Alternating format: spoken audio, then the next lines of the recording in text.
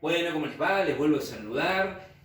Otra vez nos volvemos a encontrar de esta manera. Vamos con el video número 3. Vamos ya terminando agosto. Este mes que ha sido con esta nueva modalidad, con que nos vamos encontrando al menos de esta manera, con los videos, recibiendo sus preguntas. Seguramente las van a ir canalizando con sus preceptores y a partir de allí vamos a ir interactuando un poco más. Vamos a ver el último trabajo práctico de este mes, que es los instrumentos de medición.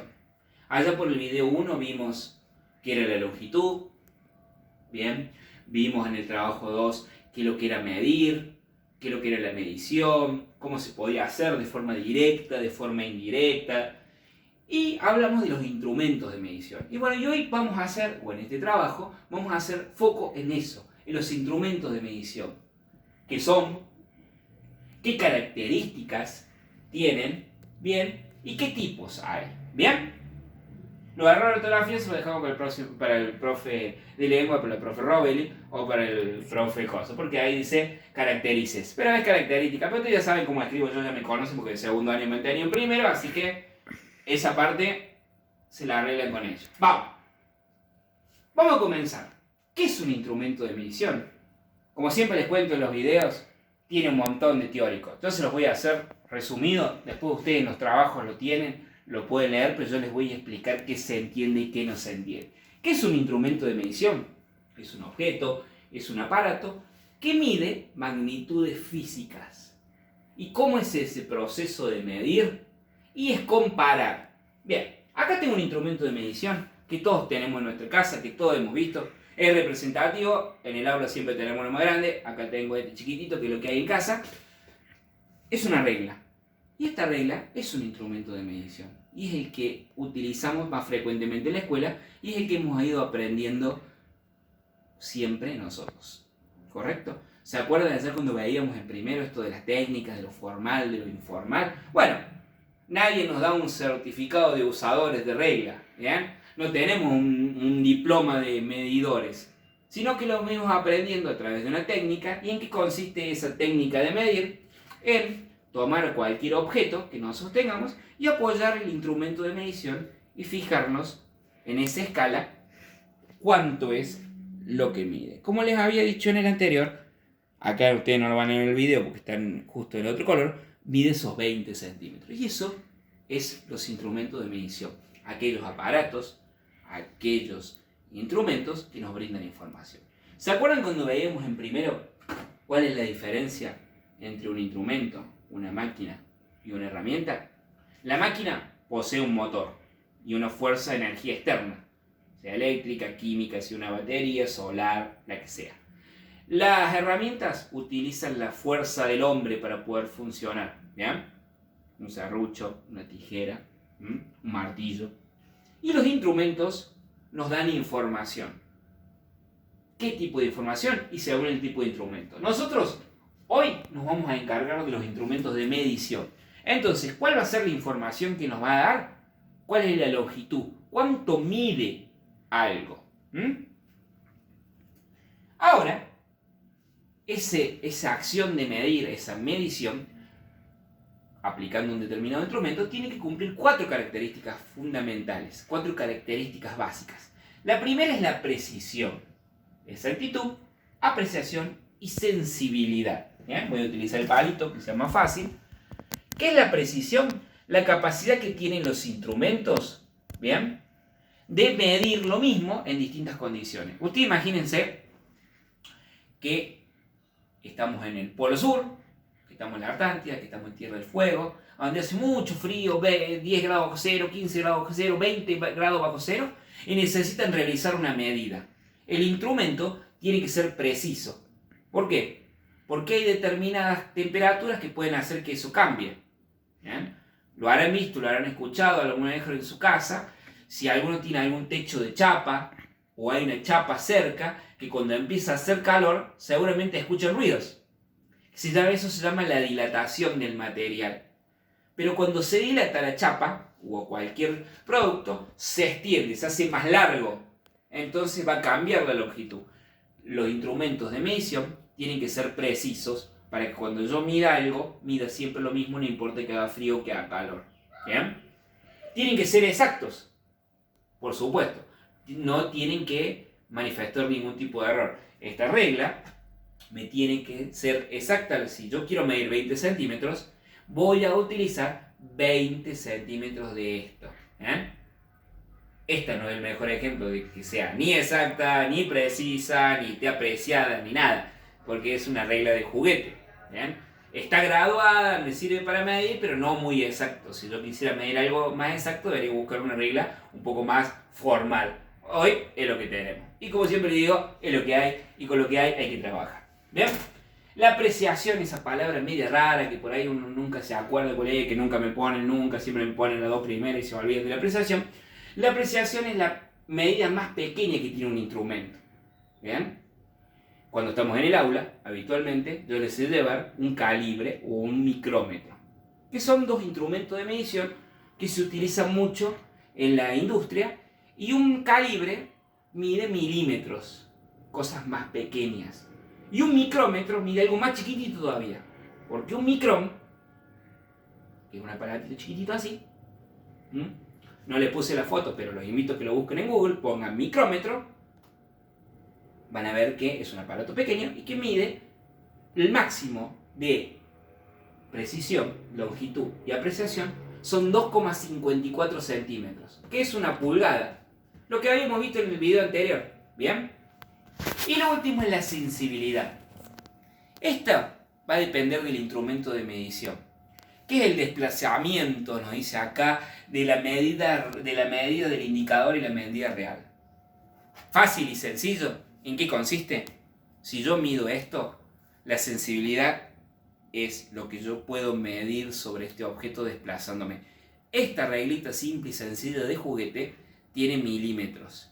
Si yo busco una regla un poco más compleja, o un escalímetro, los que vienen de la escuela técnica, los que vienen a la tarde, van a ver que el escalímetro tiene mucho más medidas más chiquititas y son más sensibles, es decir, que se puede medir más exactamente. Pero esas son las características que tienen los instrumentos según el instrumento de medición que yo tenga. Pero bueno, vamos a lo último. Algunos de los que más conocemos o más hemos visto, la cinta métrica. Todos hemos visto en alguna de estas casas o en algún lugar qué es una cinta métrica. Bien, para medir longitudes. Un calibre, como les digo, es una herramienta que se usa mucho en la industria, mucho en el taller, la escuela técnica la usa mucho, porque mide milímetros para saber espesores o profundidades de producto. Los invito otra vez. Google pone la palabra calibre y van a ver una fotito de cómo es un calibre. ¿Bien? La regla graduada, la que todos tenemos, la que todos hemos utilizado en la primaria, un odómetro. Esto del odómetro es para que ustedes vean. ¿Vieron cuando hacen una obra? O cuando están en la construcción de un puente, de una calle. Van a ver un señor que va con un carrito, dando una vueltita como si fuera este juguete. Parecido a esto, sin la ruedita de atrás, ¿no? Lo va desplazando y acá arriba les va marcando la distancia. Mide distancia desplazándose. ¿Bien? Otro odómetro que ustedes, me voy a cruzar de nuevo acá, que ustedes pueden llegar a ver si se toman un remis, un taxi, el aparatito arriba que les va diciendo cuál es el precio que tenemos que pagar por ese viaje, lo que está haciendo es medir la distancia. Y eso es un odómetro.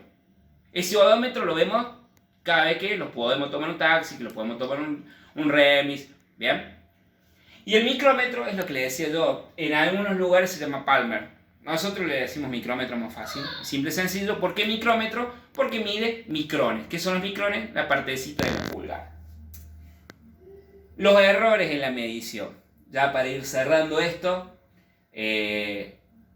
siempre, en toda situación, en todo lugar, se pueden ocurrir algún tipo de error. Es decir, medir de forma incorrecta una determinada longitud o utilizar mal un instrumento de medición. ¿Bien? ¿Por qué? Si yo le doy un micrómetro a ustedes o le doy un calibre y no les explico cómo se utiliza, seguramente que las primeras mediciones van a cometer errores. ¿Por qué? Porque no saben manejar el instrumento. Pero también puede suceder que ese micrómetro que yo les dé o ese calibre que les traiga o la regla esta que les estoy mostrando en este momento tenga algún defecto. ¿Bien? No sé, porque se golpeó, porque a lo mejor es de un material muy blando, como ustedes pueden ver, vean, ahí Entonces cuando hace calor se dilata, se estira, y cuando se estira me va a medir de forma diferente. ¿Por qué? Porque esta regla, como le dije anteriormente, no es ni exacta, no es ni precisa, no está nada de los puntos anteriores que vimos. Solamente es una regla de ejemplo. Existen tres tipos de errores. Los errores groseros, los sistemáticos y los aleatorios. Parece complejo, no se preocupen. Yo les voy a dar 4 palabritas de cada uno para que los podamos identificar. ¿Cuáles son los errores groseros? Los que nos equivocamos. ¿Bien? Yo agarro, miren acá. A ver si me pueden ver. No es el mejor ejemplo, pero lo vamos a hacer así. Y lo pongo acá y empiezo a medir. Mido así nomás y digo, sí, son 18 centímetros, listo. ¿Qué pasó? ¿Arranqué desde el 0 para medir? No, lo puse así nomás. Entonces, al no hacer el procedimiento correcto, al no aplicar la técnica, acordémonos de primero, de medir, voy a cometer un error. Y ese es un error grosero. Así se denomina, ¿bien? El error que viene de el mal uso o la mala aplicación de la técnica de un instrumento de medición. Después existen errores sistemáticos. Estos tienen 2 o 3, pero yo se los voy a resumir, se los voy a sintetizar más fácil. ¿Qué pasa? Son aquellos que se repiten sistemáticamente por condiciones y a causa de errores, ¿bien? Que pueden ser corregidos por fórmulas matemáticas. Medio complicado, ¿no? ¿Quieren que se lo haga fácil? ¿Cuáles son los errores sistemáticos? Aquellos errores que se repiten permanentemente en los instrumentos y que no dependen de uno. No es que yo agarré y medí mal, sino que este instrumento está malo, tiene un problema, entonces hay que corregirlo a través de una fórmula matemática para poder saber realmente cuánto mide. ¿Bien? O tirarlo y comprarse otro. Y los aleatorios son aquellos errores que se presentan, pero como dice la palabra aleatorios, que aparecen de vez en cuando, son aquellos errores que sí pueden ser por culpa, cruzamos ahí, pero no importa, nos vamos a saber de la marcha. Ustedes ya saben, me conocen desde el primer año, saben que soy medio apurado para hablar y para escribir mejor, así que por eso se los puse en la pantalla esta vez. Son aquellos errores que aparecen de vez en cuando y que pueden ser por culpa del operador que se equivocó, es decir, el operador somos nosotros, que medimos así rápidamente, o porque el instrumento está viejo o está usado con el paso de los tiempos, con el tiempo. A medida que ustedes vieron, se agarra una regla vieja a lo mejor, o algún otro objeto, o la vista ya nos empieza a fallar porque lo estamos poniendo grandes. El paso del tiempo hace que podamos medir. Eso no significa que el error se va a presentar siempre, sino que se puede presentar de vez en cuando. Hay veces veo bien, y hay veces, ya como estoy más viejo, ya me agarra la luz, no veo si no tengo sol, si no tengo el instrumento que me muestra unos números grandes, exactamente. Bueno, así de esta manera hemos terminado este ciclo de 3 videos, estos capítulos de la serie. Vamos con el capítulo número 3 de la primera temporada, que es la temporada de agosto. Luego vendrá el de septiembre, pero eso ya será para más adelante. Recuerden, 3 cosas como siempre: dudas, consultas, preguntas. Lo canalizan a través del preceptor. Él les va a decir cómo poder contactarse conmigo para que las podamos salvar. 2. Los trabajos siempre con nombre, apellido completos. Bien, no me pongan el Mati, el Alex, no, pónganme Matías tanto, bien, porque después, como hay varios que tienen el mismo nombre, se me complica. Muchos cursos, mucho complicado. Y el punto número 3, que es más importante: continuemos haciendo los trabajos. Estamos haciendo escuela, aunque sea de otra manera, pero tenemos que seguir con nuestras actividades. Los invito a que, ya sea en la materia mía, como en el resto de los profes, hagan los trabajos, hagan las consultas y sigamos haciendo escuela. Nos vemos en septiembre, les mando un abrazo, espero que les haya servido, así que nos vemos. Chao, chao.